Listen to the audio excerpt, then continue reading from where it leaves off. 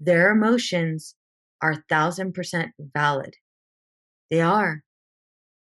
And what they're experiencing is true for them. This is true for them. You want your kids to open up and talk to you? Don't judge. Don't criticize.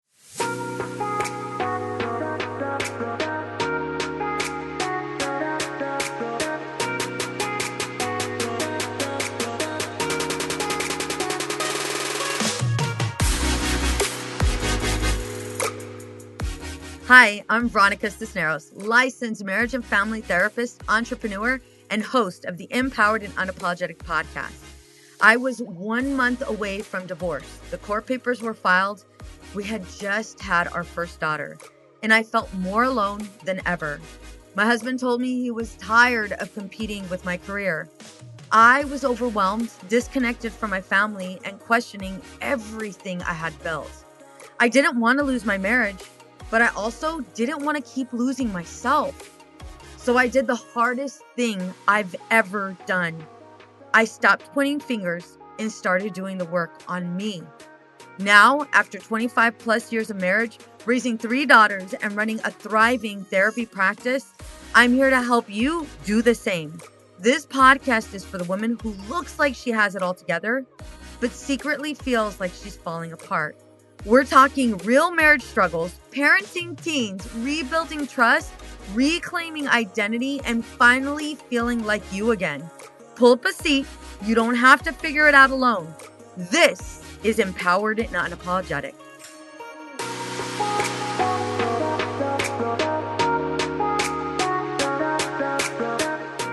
I noticed she was sleeping a lot.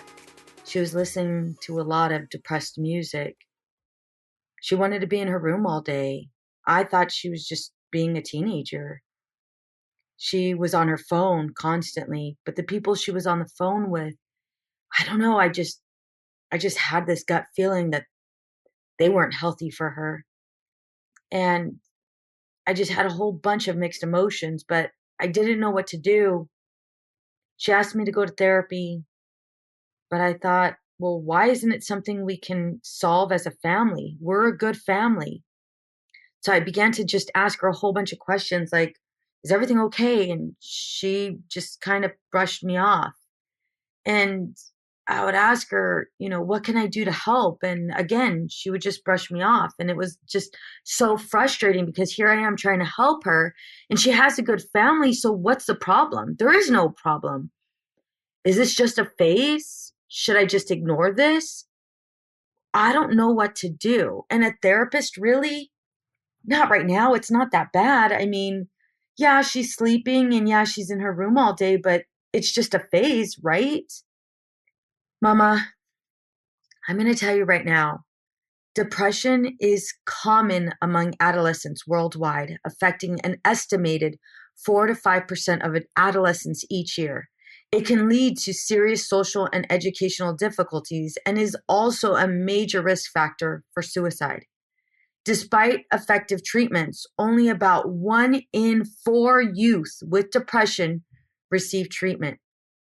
There are effective ways to prevent youth depression, yet few at-risk youths have access to prevention services. That's something I gathered from psychiatry.org. I'm going to go over depression symptoms, and I'm going to tell you right now, they can vary, but I definitely want to educate you because this is a story I hear often, and there are far too many teens that are left untreated when in reality, they need help right off the bat. And most of the time when kids come into my office, it's already been at least a year that they've been struggling with these symptoms and their depression has only gotten worse. Although they've done everything they can to try to maintain it, try to self-soothe, they felt discouraged in the process. And not only did the teen feel this way, but also the family members. So here are symptoms of depression: feeling sad or having a depressed mood, loss of interest or pleasure in activities, changes in appetite, trouble sleeping or sleeping too much, loss of energy or increased fatigue, increase in purposeless physical activity, slowed movements and speech, feeling worthless or guilty, difficulty thinking, concentrating, or making decisions, thoughts of death or suicide. What parents may notice in their teen. I read this article from familyaware.org and I totally appreciated the breakdown, so I'm going to go ahead and share it with you guys. For parents, you might notice your teen is irritable or has a cranky mood. There's a preoccupation with song lyrics that suggest life is meaningless, loss of interest in sports or other activities, withdrawal from friends and family, relationship problems. There might be a failure to gain weight as normally expected, excessive late night TV, having difficulty falling asleep or staying asleep, having trouble getting up in the morning, inability to sit still, taking a long time to complete normal tasks, pacing back and forth, or excessive repetition of behaviors, social withdrawal, napping, withdrawal from usual activities, boredom, making critical comments about themselves, having behavior problems at home or school, being overly sensitive to rejection, poor performance at school, a drop in grades, frequent absences, frequent complaints of physical pain, headache, stomachache, writing about death, giving away favorite belongings, making statements like, "You'd be better without me." What I find that is highly common in teenagers is depression during puberty. Depression is one of the most frequent mental health illnesses experiences that most teenagers will experience. When you suffer from depression, your brain is physically changed. Research by the National Institutes of Health shows that you lose gray matter volume, also known as GMV. When you suffer from depression, this loss is caused by parts of your brain shrinking due to the hormonal cortisol impeding the growth of your brain cells. The more serious depression a person suffers, the more GMV they lose. Since GMV contains most of your neurons or nerve cells, slowed growth means that your cognitive capabilities are at complete risk of impairment. Listen, as a parent raising teenage kids, you may be alarmed at the growing cases of teenage depression reported in the news, heard by your kids, or even their friends. Depression can hit anyone, whether it being a teenager or adult. But a teenager may be more prone to depression because of the family history, trauma, stress and abuse, peer pressure to fit in, and stressful subjects in school. Overscheduling and academic pressure can be a significant source of stress. I know personally, I have 3 girls. And even as a clinician, it is very difficult to be there for our kids. And I know it's like, what do you mean be there for your kids? Be there for our kids in the manner they need us to be. Right away, we want to fix. Right away, we want to take away whatever pain they're having. We want them to snap out of it. We want them to stop feeling this way. And then all of these insecurities come up for us as a parent. Am I not doing enough? What am I not doing enough of? And I can't tell you how many parents will tell me, well, they have way better parents than I had. I had shitty parents, and my parents didn't even help me. And in addition to that, they weren't even around. They didn't help me with school, and I figured it out. Why can't my kid figure it out? It's this generation. It's totally this generation. And the truth is, it's not this generation. I want you to think about how often you were invalidated as a kid. How often were you told to suck it up? And yes, you did the best you could with what you had. And you did in so many ways, you did figure it out. But where did that leave you? That left you repeating this dysfunctional, unhealthy, cyclical cycle of invalidation and suppressing emotions. I can't tell you how many parents come into my office feeling completely discouraged. Let me tell you why you're feeling discouraged. Because this is something you can't fix. This is something that requires professional help. And I know it's so hard, especially with the stigma of our kids going into therapy. You know, if I was to say out loud, my daughter's in therapy, my son's in therapy, how would other people perceive me? Well, they will perceive me as a really bad parent. Your daughter or your son's in therapy? What? Why are they in therapy? You know, you guys seem to be a good family. And then there's that look of question in their face. And then all of these feelings of guilt, of not being a good enough parent, all of those feelings come up, which is exactly why we don't put our kids in therapy, which is exactly why our teens will continue to be depressed, and it'll go from mild depression to high level of depression. Right now, we are seeing a high number of how many teens are cutting, how many teens are engaging in self-harm, how many teens are failing, not only in school, but being able to socialize. And if some of the symptoms I just read out loud, if some of these symptoms you're like, oh my God, yes, yes, yes, my teen's struggling with all of these. Oh my gosh, yes. If it's starting to induce this sense of panic, it should. And I hate to be straight up with you, but it should. And here's why. Because I I sh- there are so many parents that come into my office and they tell me with their teen sitting right there, my daughter wanted help a year ago, but I didn't think it was that big of a deal and now she's cutting. My daughter wanted help 6 months ago, but I didn't think it was that bad and now I can't get her out of her room. She doesn't even take showers. Why aren't we listening to our kids? I'll tell you why. Because the minute our kids ask for help, we try to fix it. And we're under the impression that we're not enough. And that's not true. It's not that you're not enough. It's not that you're a bad parent. It's not that you suck, right? It's not any of those things, or you're parenting the same way your parents parented you as a kid. I get it. You're providing them with better help. I get it. You're providing them with a better environment. And yet we're still here. Maybe we need to learn new skills, skills that you weren't taught as a kid. Maybe you needed help, but you were denied. And so you suppress your own emotions and you modeled this for your kid. I get it. I'm a mother of 3 girls, and I feel like whenever I can't help them, I feel this insecurity is exposed, and I I struggle with that insecurity because I really do, just like you, try to be an exceptional mother, and my husband does the same thing. And yet when our kids present us with a problem, I want to do everything that's the opposite of what I know I need to do as a clinician, right? I know as a clinician, a parent should do all of these things, or it would be beneficial if a parent did all of these things.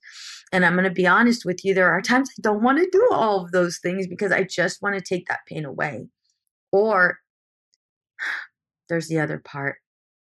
I don't want to admit that I don't know how to fix this. I don't want to admit that maybe I need help.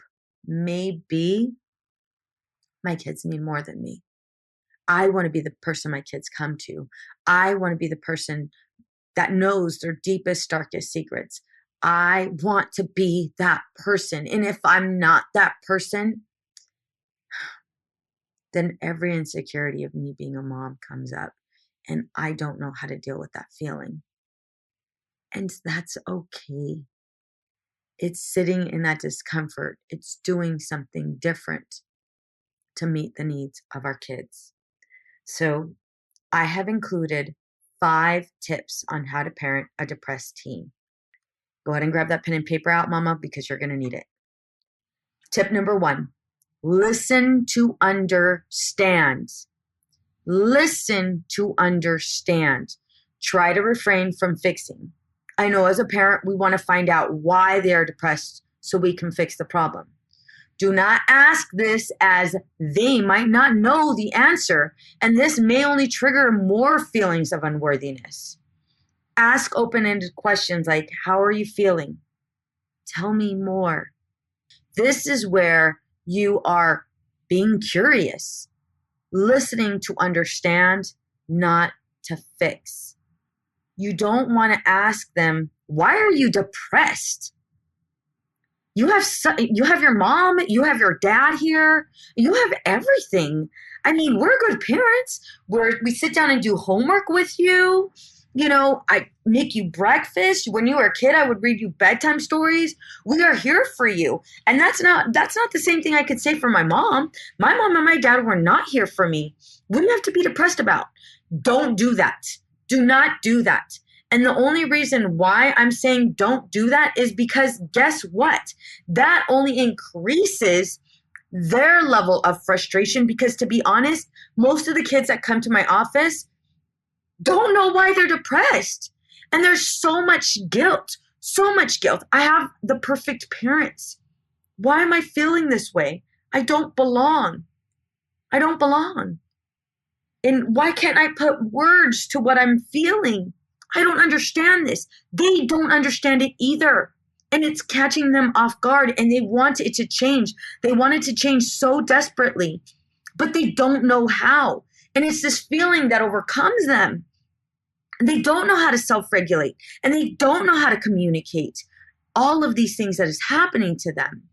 And they do feel worthless.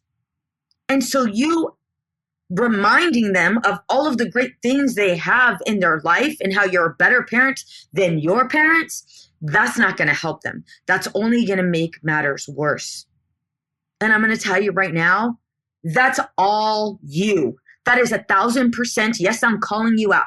That is all you because you're trying to push your agenda on them. You're trying to say you should feel better because of how great I am. And I understand that consciously is not your intent. However, that is not how it's presented. And so pull back. I know it's hard and you want to fix this problem, but I'm going to tell you right now, sit down because this is not a problem you could fix. We may need professional help, especially if your kids are asking for therapy. Give it to them. Give it to them. I get you have your insecurities. Mama will figure that out on another episode. But right now, this episode is entirely based on our teens. And it's entirely based on our teens because the amount of teens we are seeing in my office is through the roof. Through the roof. I have to hire another clinician to make room for the clients that we're getting. They're all teens. Nothing breaks my heart more than watching women pour into everyone else and feel like they've completely lost themselves in the process.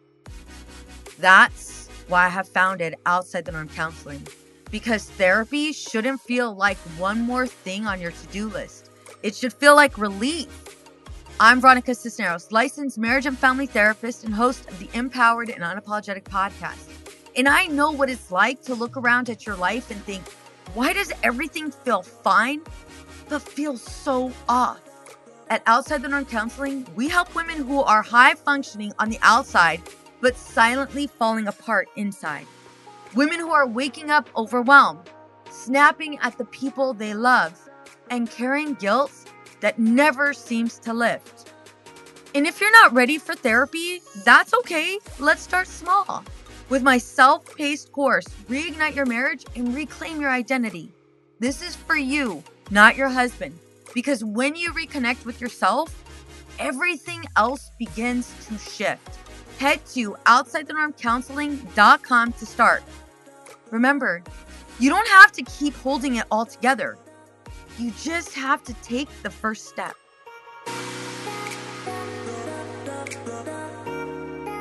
Tip number 1. Listen to understand. Let's go to tip number 2. Don't judge or criticize. Be open-minded. Let me give you some examples. This is just a phase. You're going to be okay. Mama, Papa, I'm going to tell you right now, no, it's not. Untreated depression can last for up to 9 months if left untreated, probably longer. I'm going to tell you right now, I've seen it longer, and it continues to become more and more severe. Don't do this to your kid. Another form of judgment or criticism is snap out of it. Snap out of it. Really? Get up. Get up. Get out of bed. You're being lazy. Get your ass up. What are you doing? You're not going to be on the phone all day. You're not going to be in your room all day. Take a shower. You stink. You stink. You're okay? Being in the same clothes you wore yesterday? The hell is wrong with you? You're going to get up. You are going to take a shower? What do you mean you're not feeling like going to school? Really? It's too hard? You can't concentrate? What? You're struggling to stay up in school? Well, that's because you're up all night. Maybe if you weren't up all night, you'd be able to have sufficient amount of sleep. What? You have a bunch of thoughts? What are the thoughts about? Oh God, please. Try paying bills. Try going to work. Try doing everything I do. I'm going to tell you right now that judgment, that criticism is not going to help. It is very important to be open-minded. This is where that listen to understand also comes into play. I get it is hard. I get your struggle was probably in your mind way worse than what your kid is experiencing. But we got to remember our kids aren't experiencing that same lifestyle. Let me give you an example. When my kids are struggling, and this is just struggling with life or whatever came up, right? Bullying or whatever. I remember thinking, are you for real right now?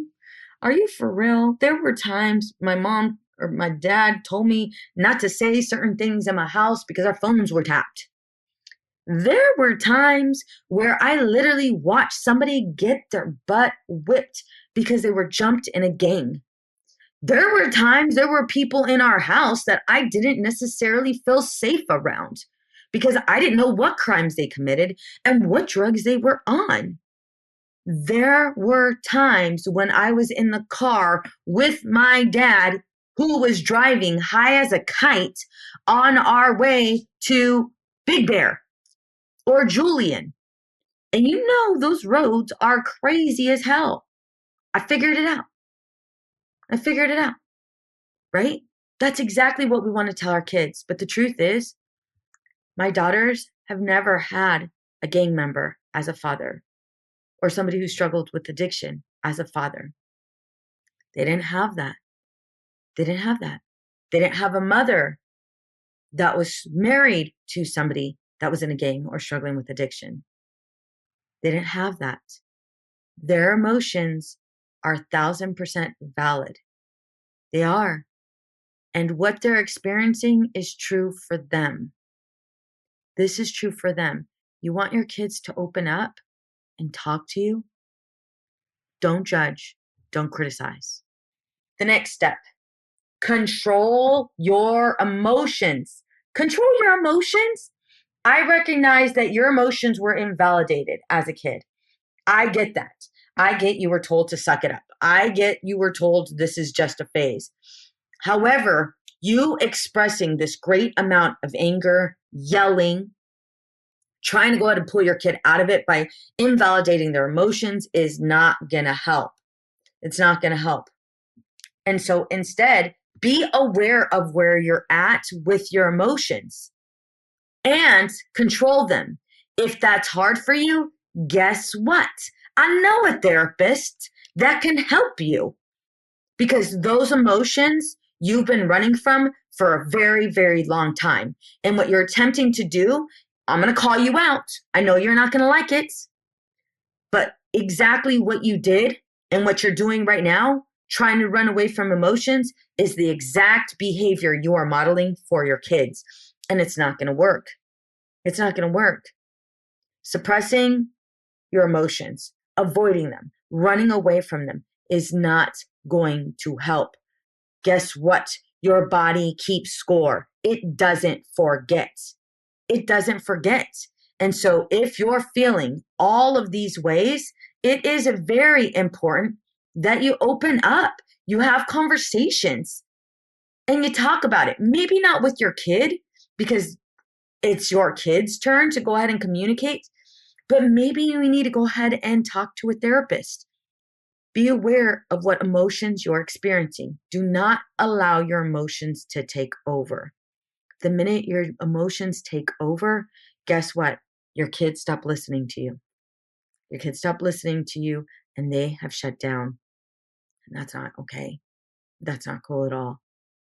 Next step, tip number 4, validate their emotions. You don't have to agree. Do not talk about yourself and compare. Help your child identify their feelings. If your kid tells you, Mom, I'm feeling overwhelmed. Hey, I had no idea you were feeling overwhelmed. Tell me more. What other feelings are you experiencing? Well, I mean, I don't know. I just feel heavy. I mean, is heavy the word? I don't know, Mom. I just I don't understand it. Validation looks like, oh, right now you're feeling overwhelmed. Right now you're feeling heavy. Is that correct? Yes. Ah, okay. I'm so glad you shared that with me. There are other feelings, and and if you're open to it, I'd like to show you a feelings wheel. I'm gonna tell you right now, I love the feelings wheel. There are some times where a kid might be experiencing a whole bunch of feelings that they're not really sure how to identify or term it. And so I'm going to give you the feelings wheel. I refer to this often because I absolutely love it. Feelingswheel.com. It is a great chart. I would put it up on your fridge. I'm just saying. I would definitely put it up on your fridge. And it's Jeffrey Roberts who created this feelings chart. It's a great chart. Um, but yeah, whenever you guys are having conversations, I understand there's a lot of emotions, and you get to, as a parent, help your child identify their feelings. You're not going to identify the feelings for them. You can show them this chart. I really want to help you with this. Help me understand, right?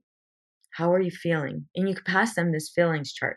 This is in no way fixing, because you're not taking away that feeling from them. But instead, you're developing this true understanding of what your kid is experiencing as best as they can communicate it. Okay. And again, all of the tips that I gave you, listen to understand. The minute your kid says, I'm feeling ridiculed and disrespected, if you think in your head, wait a minute, ridiculed and disrespected, who the hell are you ridiculed and disrespected by? You just got in an argument with your dad, and your dad didn't ridicule you or disrespect you. He disciplined you, right? If that comes up, stick quiet. Stay quiet. And it's not that we're giving our kids a free pass.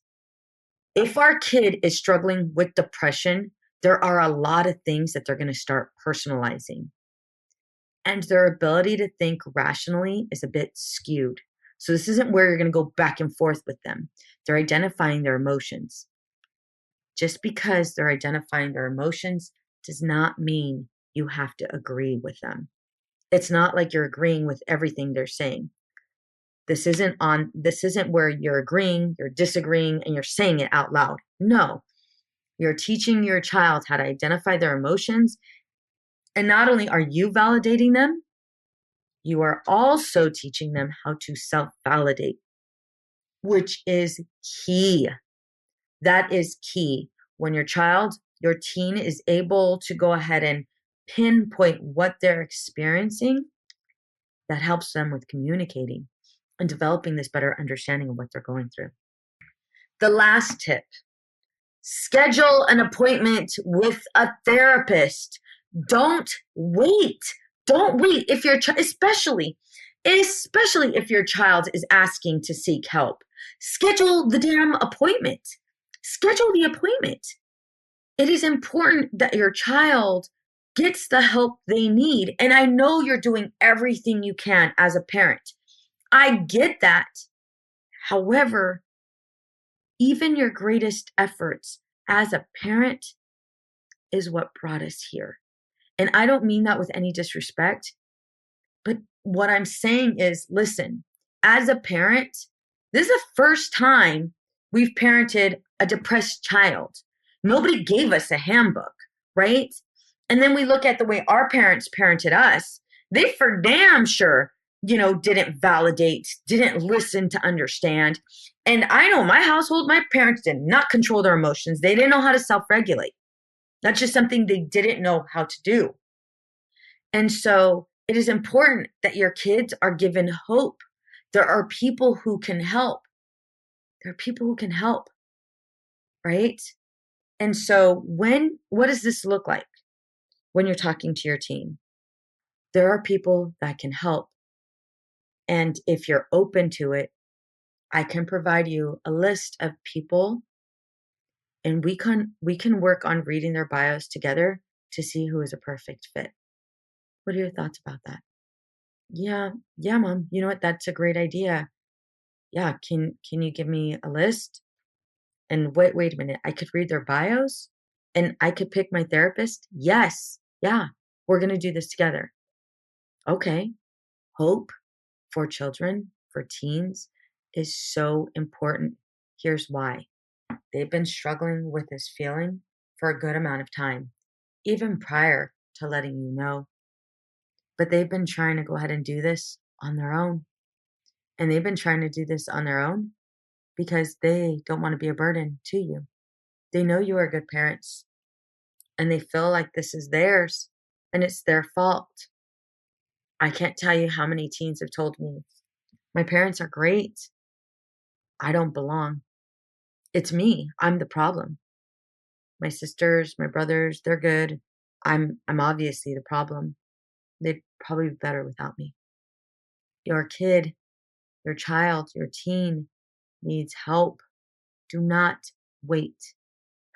Now let's go ahead and go straight to it on how do we do this. If you are in California, I have a group practice. We would love to provide your teens, yourself, your family with the therapy they need to go ahead and get them towards recovery, right? Get them to that next step and actually live the life they want to live. We have therapists that are open to go out and help you as well as your family understand this. And the way teen therapy looks at how most of it, how we provide it, I should say, is when we're working with teens, initially there's the initial assessment, right? After the initial assessment, we'll have both parents as well as the teen in the room. We'll go ahead and ask questions on what's going on, for you as parents, what are you seeing? We'll ask the teen as well, what they're experiencing. We'll also go through a whole list of questions. We'll ask the parents and we'll also ask the teens. We'll go through informed consent, understanding confidentiality, developing that relationship with the teen so the teen understands that we are here to help them. And another key factor is it is the teen and the therapist.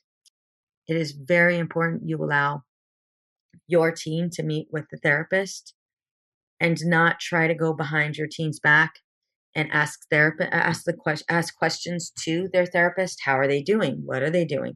What are you guys working on? What did she say? I know you want all of those answers, but in order for your teen to really trust their therapist, it has to be complete confidentiality, unless the teen is a threat to themselves or others, unless there has been any form of abuse. That's when the therapist breaks confidentiality. But we will not reach out to you and let you know how therapy is going. We will not do that because that will break that therapeutic alliance, and then we are no good to you. Instead, we will work with your team. And what I do, as well as what my group practice does, is we will meet with parents once a month. I will go over with the teen, what are they okay with me opening up to? If I feel that there are things that would be really important for their parents to know, me as well as my client, the teen, will have a discussion about it. And most of the time, the teen is open to sharing this information with their kid. They just needed that little bit of help so they understand it's not where I'm telling on you, we're going to go through this together. I understand your parents might have some emotions towards this, and we're going to go through this together. I'm going to help you. During this family session, parents are, able to ask whatever questions they have. In addition to that, I am teaching you a skill. And the reason why I'm teaching you as a family a skill is because it's very important that what I'm teaching your teenage child is implemented into the home. And you guys are using the same vocabulary. You understand what distress tolerance is. You understand what emotional regulation and distorted thoughts and distress tolerance and interpersonal effectiveness, right? You understand what all of those terms mean, and you're able to utilize them in your home, even when the teen is not in therapy. That is what's going to help your teen move forward and thrive, which is exactly what we want. As a therapist, we do not want your teen dependent on us. We want to help them. We want to help them so they develop words to what they're experiencing. They develop that level of confidence. They develop skills. They develop the ability to go ahead and take those necessary steps to truly set goals and meet them. Have healthy relationships, identify and set boundaries for unhealthy relationships. We're looking at all of that, being able to live intentionally, being able to make decisions. Those are the things as a therapist we are teaching your child. If you or a loved one is interested in beginning therapy for depression or anxiety, we can help. I get it. As a parent, it is hard to trust somebody else to help your child. But that's exactly why we became therapists. That's exactly why I became a therapist. It was really important for me to give a voice to those who felt voiceless. It was really important for me to help somebody understand what they were going through and truly live unapologetically. Ladies, I am super excited to just be a part of your journey. I appreciate you listening to this podcast episode. I understand, me being a parent personally, we are doing everything we can. And it is hard. Let's just be honest. It is hard to be a parent. We want to do all of the things, and there's so many insecurities wrapped around it. But I'm going to end this podcast episode by saying, you are doing an amazing job.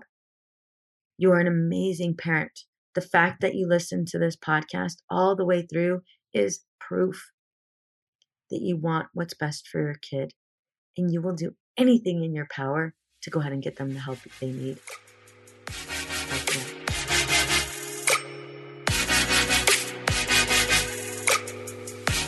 We can all use a little help in our marriage, especially when it comes to communicating. I have created a guide just for you. And guess what? It's 100% free. I will give you practical tips and easy-to-use strategies to apply right now.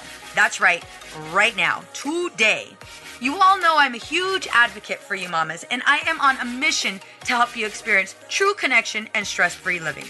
Ladies, we are setting our marriages up for success. It starts with you.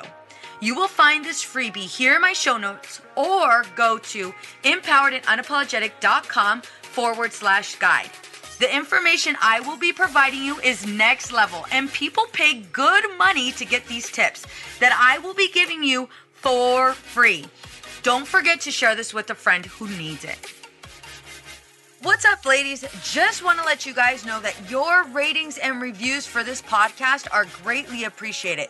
If you love this podcast, please go to iTunes right now, write a review, rate the episode, and subscribe. Don't forget to share it with your friends.